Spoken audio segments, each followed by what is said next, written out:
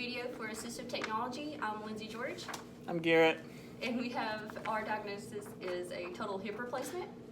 And according to the American Academy of Orthopedic Surgeons, in a total hip replacement, also called a total hip arthroplasty, the damaged bone and cartilage is removed and replaced with prosthetic components. The damaged femoral head is removed and replaced with a metal stem that is placed into the hollow center of the femur.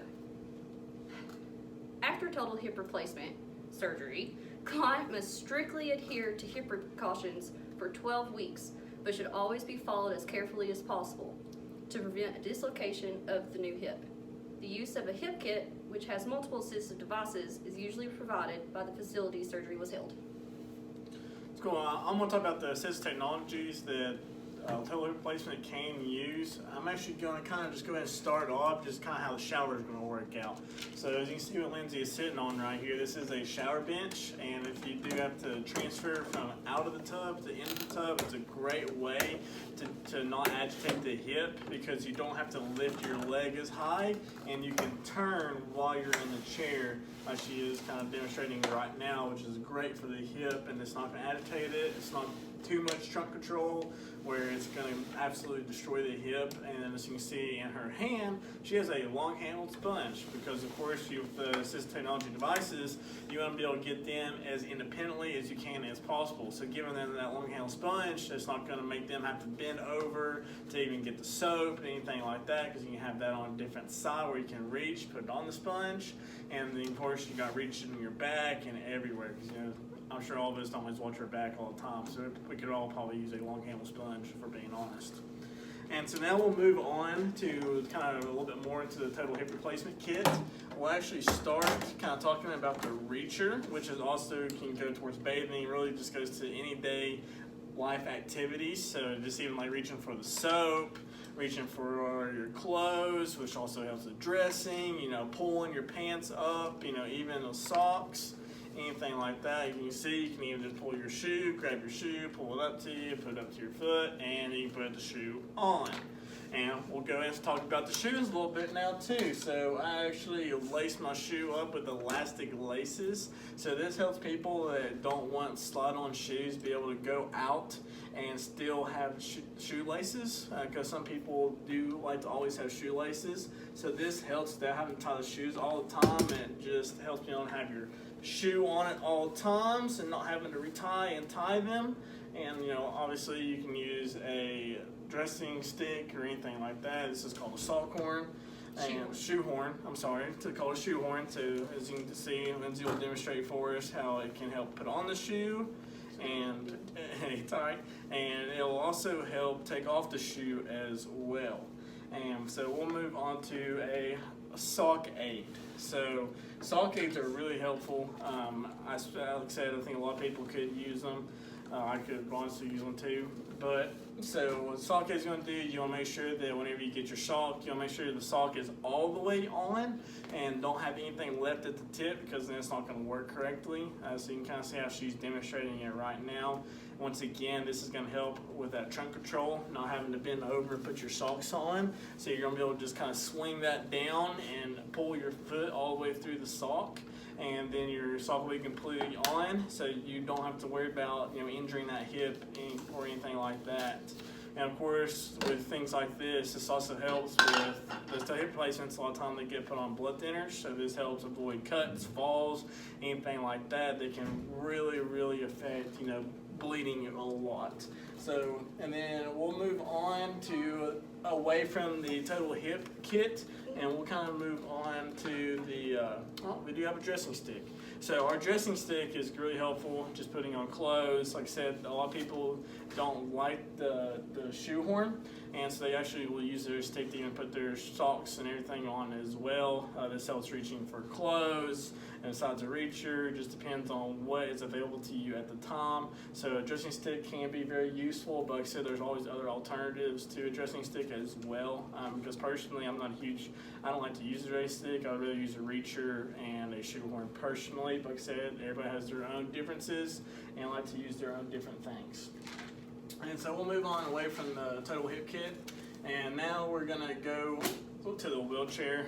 So we do, of course, we are going to advise to walk as soon as possible. But you know, you are going to get winded, you are going to get tired, you are going to get fatigued. So even with being able to do that little bit of functional mobility, it's always nice to have a wheelchair to sit back on while you are walking. And another big thing with wheelchairs, you know, you can adjust them, especially with total hip replacement. You can adjust leg rest, and so if you need to elevate it anymore or lower it down, depending on how the patient likes it, you are able to do that as well. And of course, we're talking about walking as well. You do probably want to start off with a rolling walker and be able to make sure that they stay inside the walker at all times.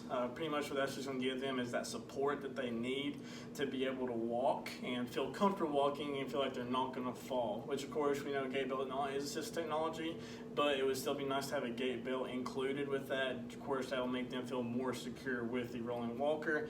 And of course, as you advance over the many weeks, as soon as you see them, you know, improving in the performances that they are doing, you can move on to canes.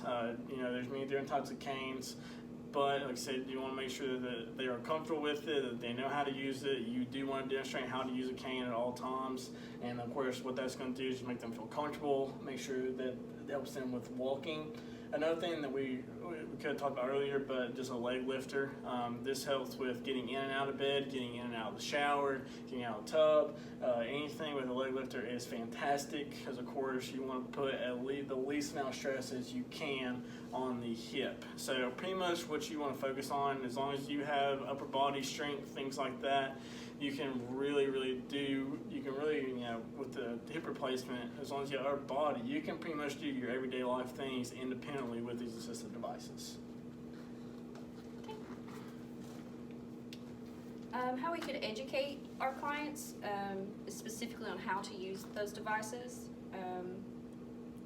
how safety and the precautions, including the limitations after surgery, such as not bending at the hip past 90 degrees, and use of proper body mechanics. Providing a visual of the hip replacement, as we did earlier, could help a client just understand a little bit more of how it's working inside of them. And educate on how to modify and adapt the environment for their mobility, and again on safety, which is always the most important. As he said, the adjustments that we would need to make for a couple of the devices is definitely the wheelchair, so it would fit our client specifically.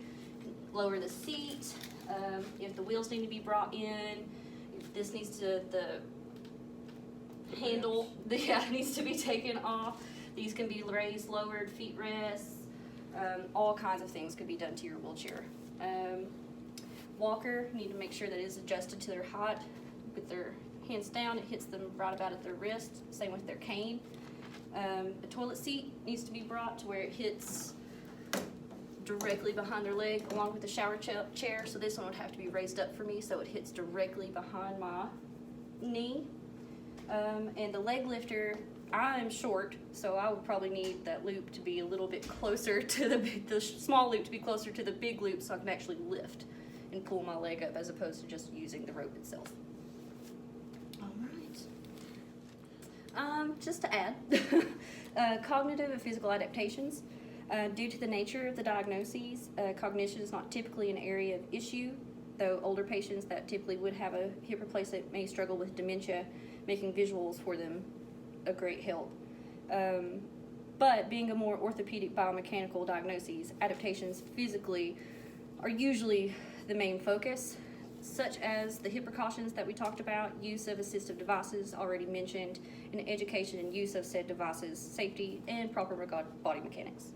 Thank you.